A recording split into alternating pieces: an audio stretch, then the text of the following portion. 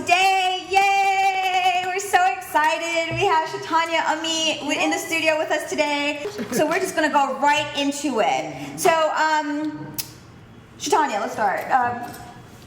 You know what? You've been on the show quite a number of times now. I want to say maybe the third time. Yeah, this is the third time. Third time's the charm. I know, right? Just so you guys know, so we started this series that where Shatonia will be here every second Wednesday of the month, and we've dubbed the series Ask Shatonia. So you guys can on Instagram, any of the social media forums, shoot us some questions that you may have that you would like us to ask her, or Kaylin gave the number a little bit earlier for you guys to call in, ask her anything you'd like. It's a great opportunity for you to find out some info on fashion, style, or things that you may want to do in terms of polishing your look. Right. Yeah. So so we're gonna move on to Shatonia, and so Shatonia, for those who are listening that may not have heard previous shows, give us a little bit about a little bit of background on who you are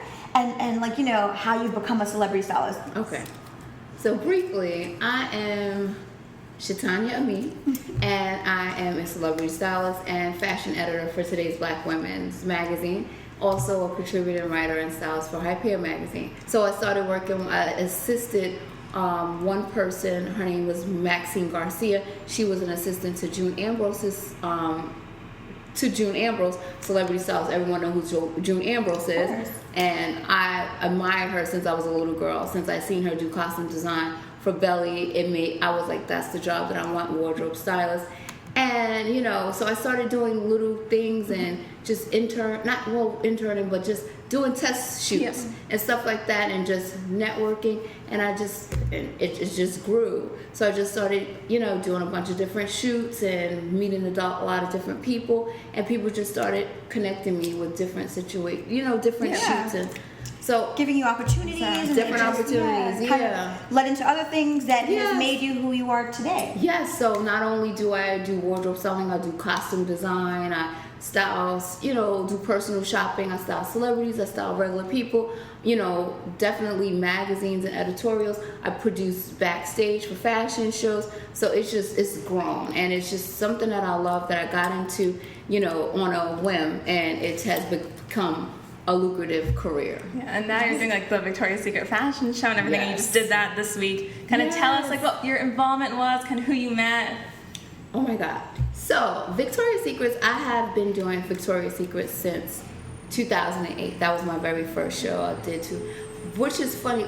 I want to just backtrack a little. I remember when I was a little girl and I was in high school, and I saw the show the first time, and I was like, oh my God, I want to do that show. The show is so amazing. One day I'm going to do that show. Even though I'm saying one day I want to do that show, I never thought it would actually happen. There's a lot of dreams that you think will never actually happen. So I've always used to watch the show, it's so amazing. I would love to be a part of that show.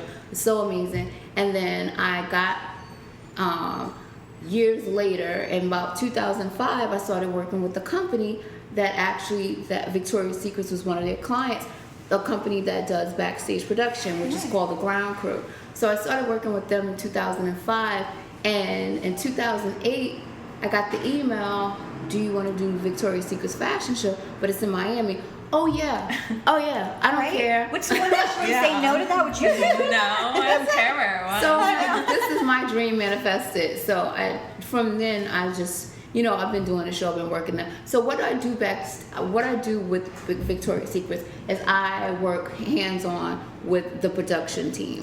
So basically we're the machine that gets the models out on the runway. So we do the whole dressing and getting the models ready and getting them into their wings. So everything that you see on the runway is what we make happen. Oh. So it's a big machine going back. There's so many different hands. A lot of times people see a show and they don't realize how much work goes into the show, how much prep goes into the show, how many people. And Victoria's Secret is a huge production. Huge production. So it's hundreds of people Yeah. that's making this situation happen. Not only the different designers that collaborate with Victoria's Secrets to make the costumes and make the wings and all the different aspects of the show, but then it's, you know, the entertainment, the celebrities that come and perform.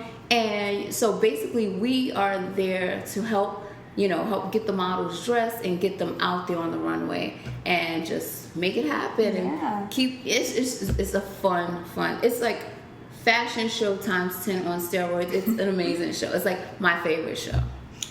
I read something earlier today where on USA Today, and they say that the Victoria's Secret Fashion Show 2015 was more like a rock concert than a fashion review.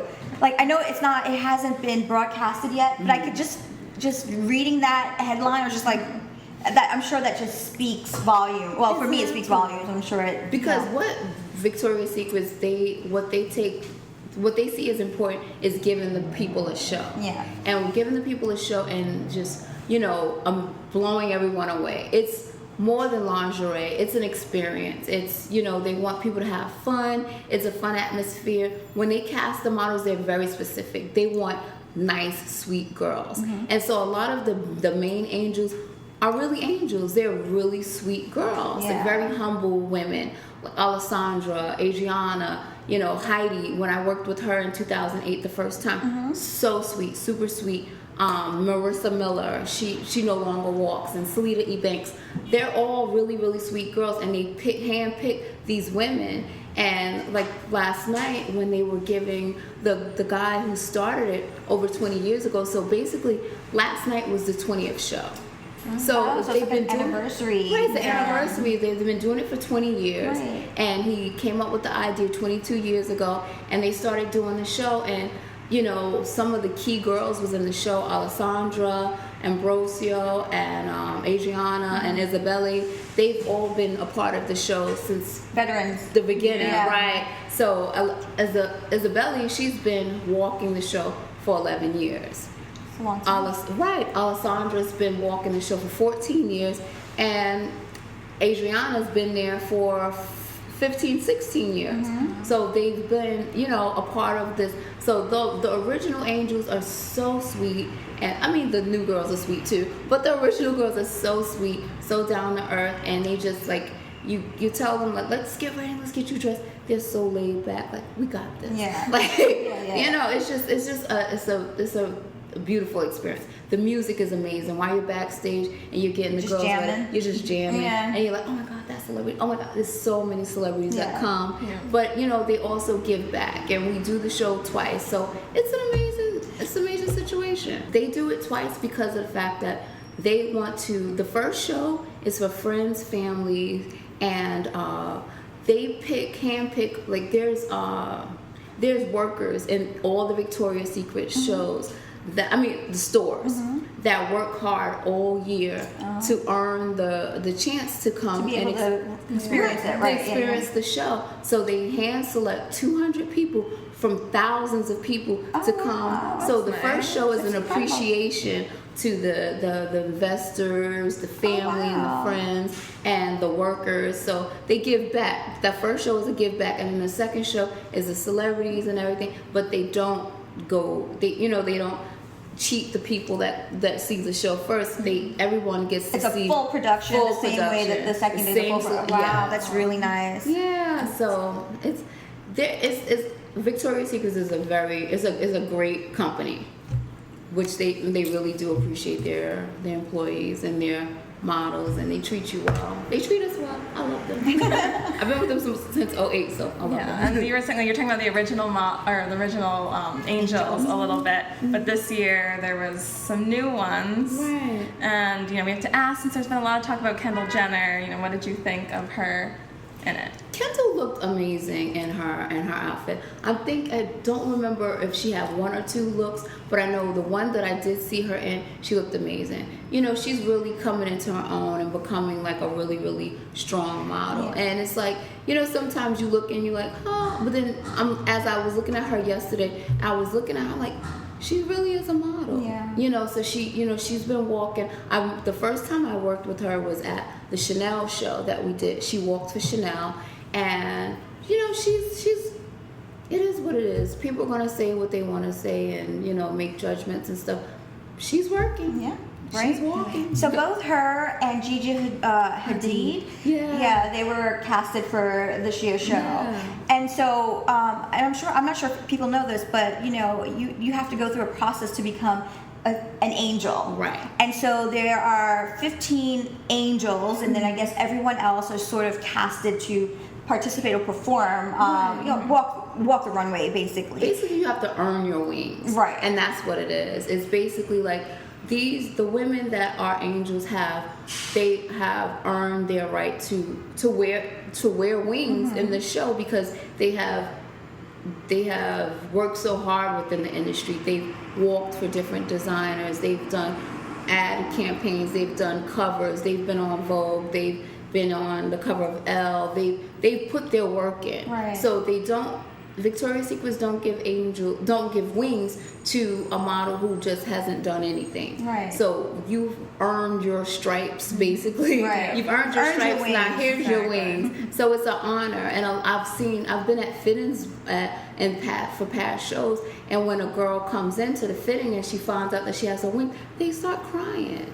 I remember the day that Carly earned her wings. Carly Kloss, if you follow models, Yeah, she's Carly my Kloss. favorite. I love Carly. I've worked with Carly since the beginning, since she first started walking runway show. One of her first shows was Donna Karen, and I watched her grow and become a supermodel. And the one thing I can say about Carly Kloss, Carly is such a humble, sweet girl. She's so sweet, so humble. It doesn't matter how many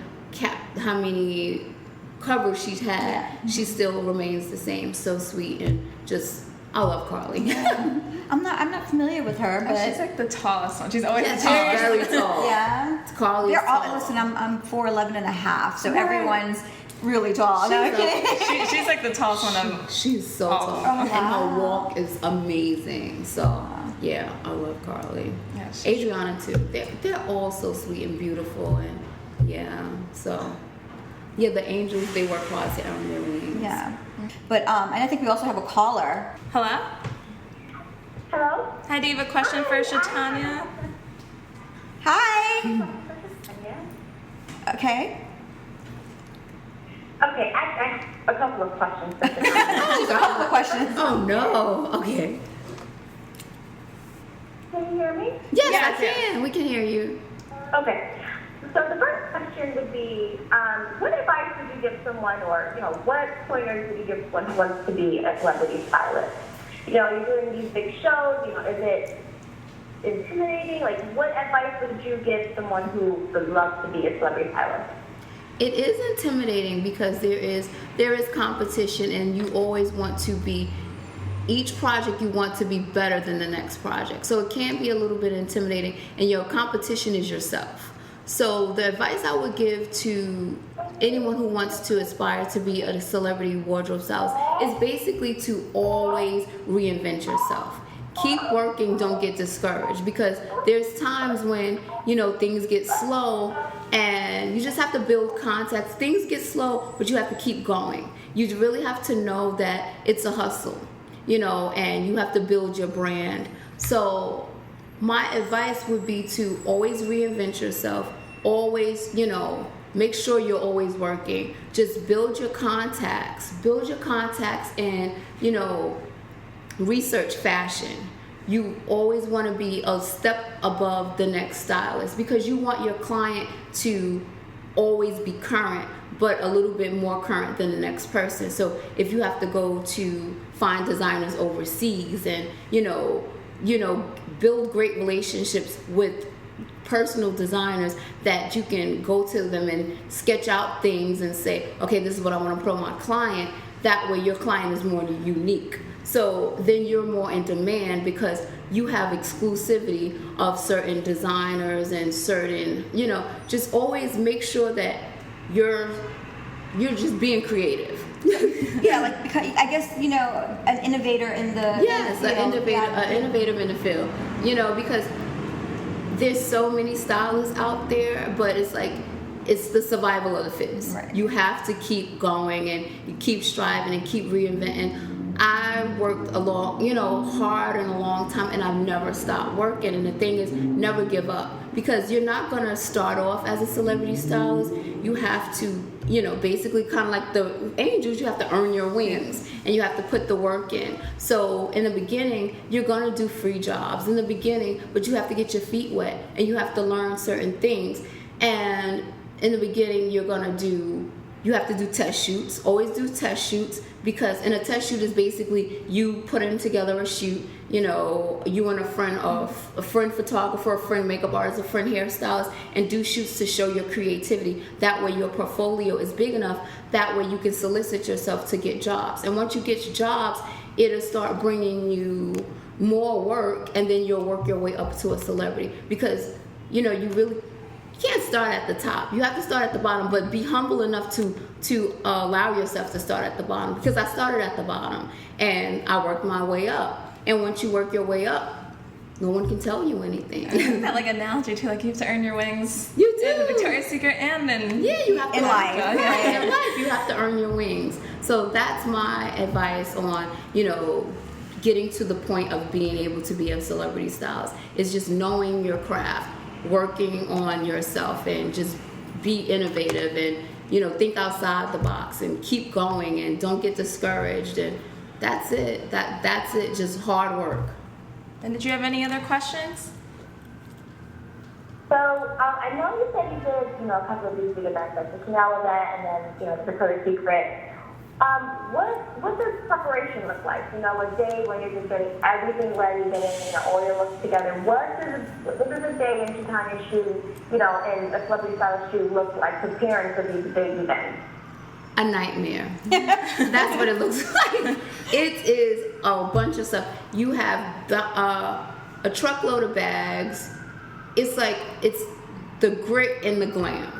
And that's why I always say to people who want to be a stylist, make sure that you truly love what you want to do, because there's a lot of grit that people don't see. Yeah. All day I'm running around with garment bags and shopping bags, and sending out emails to tons of people, and sometimes you don't get a response, so you have to be persistent and keep emailing people to try to get clothes. So you're always running. The day in the life of me is I wake up at 7 o'clock in the morning, I'm sending out emails trying to get clothes. Then I'm calling people, because within 30 minutes they haven't called me back to tell me, come get the clothes. Sometimes you gotta start stalking. I may pop up at your showroom with the iced tea, like, hey, how you doing?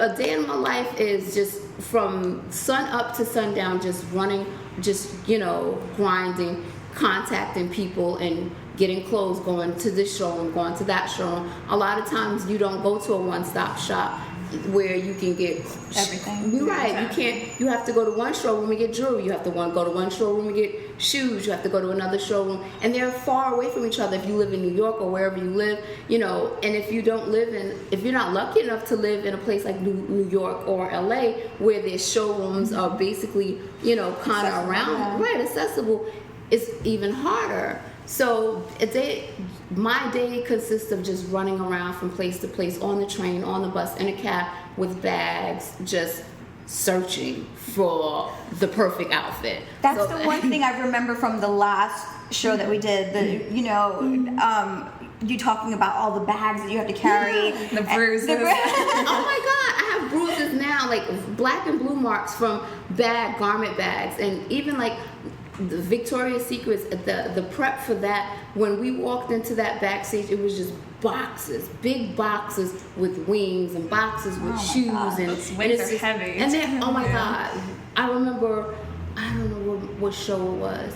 I think it might have been 2011. I was working with Rosie, and she had wings that were about 40 pounds. Holy crap. And so, and these tiny girls are walking. That's why I say they earn their wings, because she's walking like it's nothing, but she has 40-pound wings on, and you have to strap them into a metal thing, and they clamp, and That's why they're so lean. Right. So it's a lot of, there's a lot of prep. There's, emails, and then footwork, and then after the shoot or whatever, the fashion show is over, you have to do it all over again, because you got to take all that stuff back. So the prep and a day in the life it's hectic.